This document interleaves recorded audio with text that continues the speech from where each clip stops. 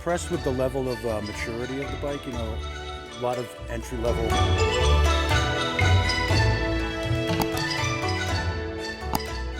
I am almost down into town, meeting up with a new riding buddy, Glen. I met him last week at the same gas station that we're meeting up at today. He is on a older 1200 BMW GS, at least today. He also has a YZ 450. He's been riding his whole life for years now and still racing hair scramblers in the summer. I'm not sure how old this guy is, but he's definitely an OG rider. And I want him to get on this bike and see what he thinks of it. It's about 1:13. We have plenty of daylight left. I have about 500 miles on the bike, so we're pretty much almost at full break-in. I will have to change the oil at 600 miles. Here he is. How many miles are on that GS, Glen? 74,000. 74,000. Look at this thing. It's been flawless. Looks like you're ready to go moto camping. I don't like being cold. We're gonna do just a quick intro with the bike and introduce Glen to the channel, because we want to get some of the sunlight. It's probably one of the nicest days we had in months. How long have you been riding for, Glen? So I started riding at 14, mostly enduro. Enduro, okay. I grew up in New Hampshire. We had like 10,000 acres. We didn't own it all, but we had access to it. So nice. I had a motocross track and enduro track. Awesome. Right out of the house. So that just became the focus. Did you do any kind of street riding, street bikes? Yeah, my dad had an RD350, okay, which I got to ride, nice. And GSXR 750s. A lot of hooligan stuff growing up. But then I had a buddy lose a leg, and I watched the whole thing happen. Got T-bone on the bike, right. So I really got careful on the road bike and started to focus off-road. Mm-hmm. And when we were chatting last time, because we just met last week, you were saying you're still racing hair scramblers. Yeah, I raced the Cork series here in Colorado. Oh, awesome. 2017, I won the 50 plus A-class race. One of the proudest days of my life. I beat a bunch of former national champions, and nice. Like Jim Turner, Canadian national champion, 1976. He was in that race. And yeah, there's a lot of still fast guys here in Colorado. Mm-hmm. Well, let's jump into the video. I just wanted to have Glen do a basic walk around the bike and just kind of see how he feels, how the Chinese did with this MT 450. So I looked at the CF at the Kawasaki shop there in Longmont. I was really impressed with the build quality. And you know what's so fascinating in the motorcycle industry? We have all these waves of who's better, you know? First it was the Americans, and then the British, and then the Japanese, and now the Chinese are certainly raising the bar. Some nice details, you know, like decent sized foot pegs. For the longest time we had to replace foot pegs that weren't wide enough and supportive enough. Yeah, the build quality seems to be really high. The bike does have KYB suspension, so I believe that's Japanese. Well, I've been racing Yamahas for the last 20 years off-road, and the KYB is really difficult to beat. KYB. Super reliable, easy to set up, and really wide range. So that's a huge step. You know, having to put $2,000 or $3,000 into suspension on a new bike is really not what a lot of folks want to do. Just so we have the info for the viewers, how tall are you, Glen? I'm 6'3". You're 6'3". Okay, so that seat will definitely be a little short for you, because even I feel like I need a taller seat, and I'm only 5'11 and a half. What's your inseam? 34. Nice handlebar position. The levers feel quality, nice light clutch pull. Folding levers, you know, that's nice touches. Push that mirror in. Isn't that sweet? That's a nice feature. Also kind of cool. Nice feature. And the display is actually fantastic. I'm actually really impressed how bright that is. Does it have ride modes? It does not, but it does have traction control. It does have ABS. You can turn off rear ABS fully, but the front does still keep on. One of my favorite things though, you can on the fly turn all that off with this button. Unlike my T7, where if you want to turn ABS off, you have to stop the bike to a complete stop, and then it will shut off for you. Okay. And you know what's really cool? There's an app called Ride Sync through CFMOTO. I pushed the bike outside of the shed this morning. I got a ping on my phone telling me that someone's moving the bike. So it has an anti-theft system, and it will actually locate the bike for you. So if you were to take off on that bike right now, I could see exactly where you are. That's pretty slick. I do like that. Slick. So what do you think? Should we get rolling? Yeah. Maybe you can hop on that bike in a little bit, see what you think, see how the clutch feels, the gears, suspension. What do these cost new? $6,500, and with all the dealer fees and all that crap, I paid just under $8,000.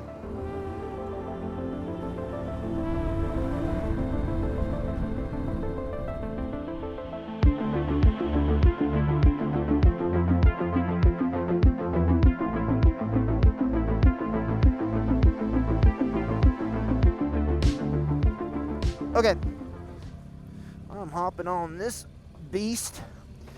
Glen's gonna get some road miles in. We're gonna do some off-road riding as well. I want him to get a feel for the, wow, look at this thing. Huh, smooth. I'm liking this already. About 10 seconds on it. All right, lost my train of thought. Like I said, we're gonna do some twisties and some off-road. Once we're off the bikes, get Glen's initial impressions of the CFMOTO.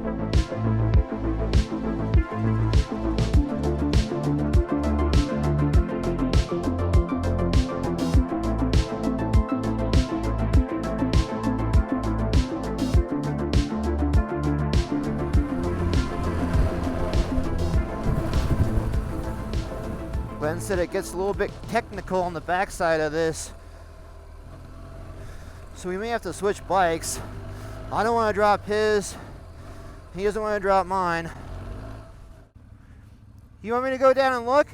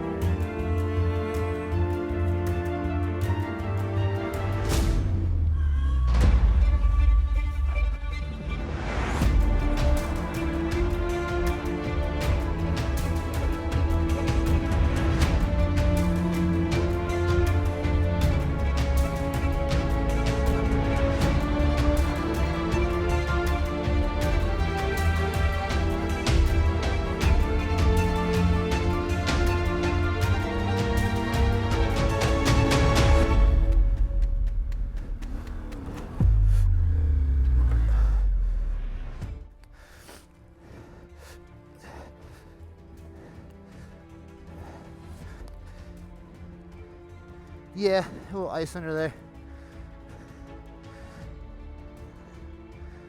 Let's get you going again.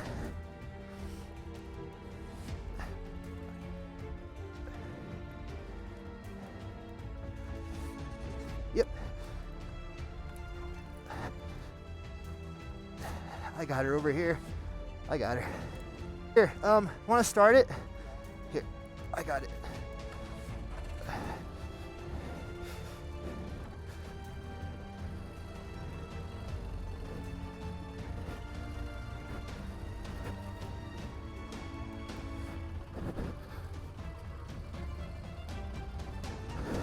All right, good, perfect. We're in a good spot now. I know. I need better tires, that's for sure. That should be good. Yeah. Oh, way better road bike, but look at this tire, how muddy it is here. Can't even see it.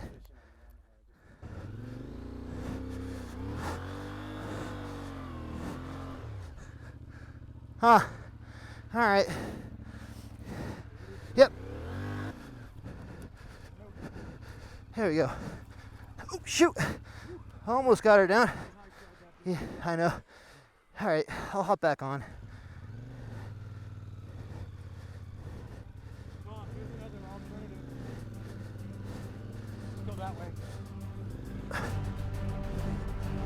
I was gonna go this way, I guess.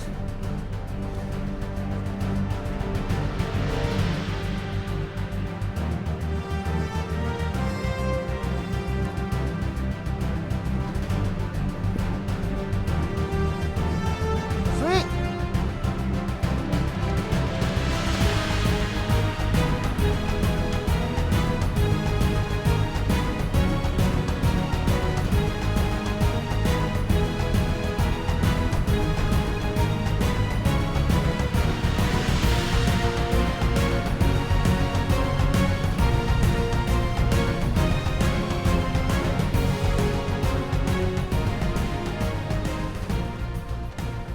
Oh shoot! I mean, these tires work, but could definitely be better, that's for sure. We got a downhill. Oof. Damn, that could have been a bad down. I wasn't paying attention. Downhill, and there's a really steep climb right there. And then we're out of here.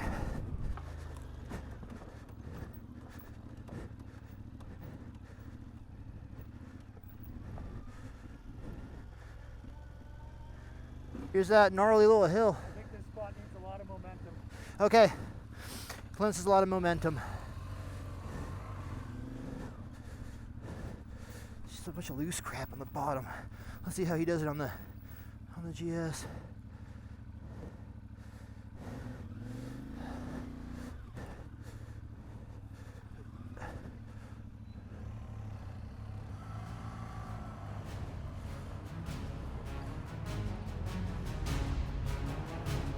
Shoot. Right behind you. Right behind you. Okay.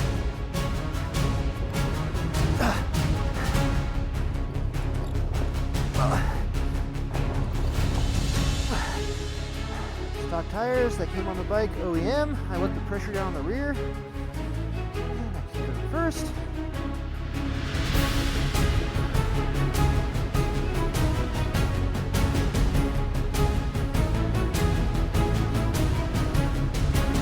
Woo!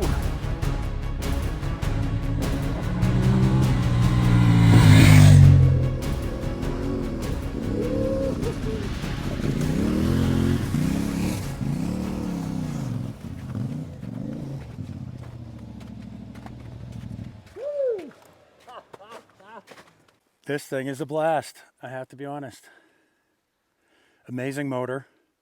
I don't know if it's part of the motor or whether it's just a cable adjustment, but there's a little bit of lag in the throttle and then it hits. There Kind of a little bit right? of jerkiness off throttle. It's got good low end. It's got a nice punchy mid-range. Revs well.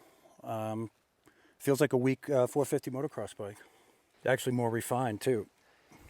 Before Glen took off on the second ride, we did mess with the suspension a little bit. So we went, what, 4 clicks? 4 clicks out softer on both the fork and the shock. Didn't really make that much difference. I think it needs to bed in first, and then we can take a look at sag and spring rates and what have you. I'm impressed with the level of maturity of the bike. You know, a lot of entry-level bikes in this category back in the day, the suspension was just undersprung and poorly damped, and foot pegs would droop, and it's feeling cheap, right? This thing really has a nice quality feel to it. And the geometry is good. I like the seating position, except it's a little short for me, but I guess they make a taller seat. Good steering, good brakes. Once they bed in, they'll be a little better. They're a little bit light switchy right now, but yeah, I'm impressed. For that kind of money, I mean, that's what you're going to spend on a used Japanese 450, you know, on Craigslist. Yeah. What they cost new. Get some real tires on it. Exactly. I was just about to mention that, and I think- actually probably get the same ones that you have on that bike. I'm going to go with those Mitas. The Mitas XT Enduro Plus Dakar. We're debating whether or not we should go for the snowpack. All right, what do you think? You want to go for it? Let's go for it. All right, why not? It's easier to pick up than the BMW.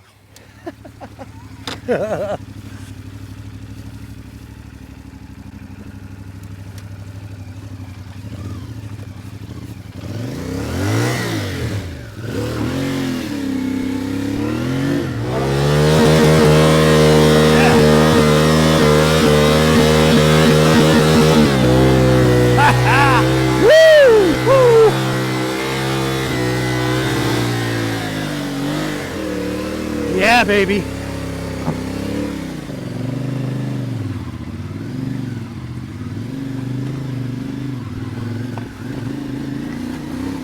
And there he goes, off into the distance. I hope you guys enjoyed this video. I'll catch you in the next one.